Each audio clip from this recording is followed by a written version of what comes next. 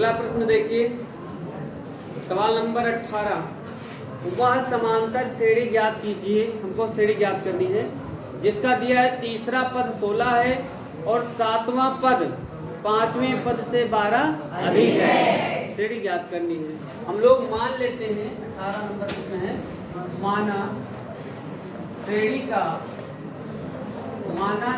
का कभी भी श्रेणी ज्ञात करनी हो तो इस तरह लिखेंगे, श्रेणी का पहला पद क्या लिखते हैं, ए कामा, सार्वांतर को क्या लिखेंगे, जैसा कि हमेशा लिख के आए हैं, तो सार्वांतर बराबर ए हो जाएगा। अब इसमें जो प्रश्न बोल रहा है वही लिख देते हैं। तीसरा पद 16 है, दिया है, तीसरा पद बराबर कितना, 16।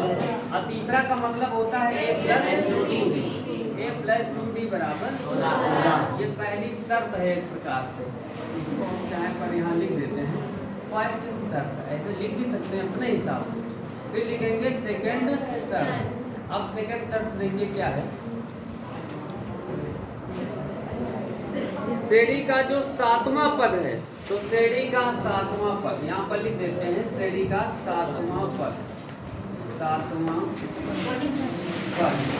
श्रेणी का सातवां पद, बैठो, श्रेणी का सातवां पद बराबर, जो श्रेणी का सातवां पद है वो क्या है, श्रेणी का सातवां पद जो है पांचवें पद से 12 अधिक है। सातवां पद बराबर पांचवां पद और प्लस कितना, 12। ये सेकंड शर्त है, ठीक है। सातवां पद जो है वो पांचवें पद से 12 अधिक है। सातवां पद क्या हो जाएगा, a प्लस 6 बराबर a प्लस प्लस का 12। आप देख रहे हैं कि a से कटा जा रहा है। अब इसको 5 मान कर लीजिए, 6d माइनस 4d, अब बराबर कितना, कितना d बचा, 2d, अब बराबर 2 से इसको काट दीजिए, 6 d बराबर आ गया 6। d का मान कहाँ रख दीजिए, d का मान समीकरण 1 में रखने पर, तो हमारे पास a का मान एक कुछ नहीं प्लस 2d प्लस 2 गुणे 6 और बराबर a प्लस 6 दूनी बराबर 16, a बराबर हो जाएगा 16। इस प्रकार a का मान 4।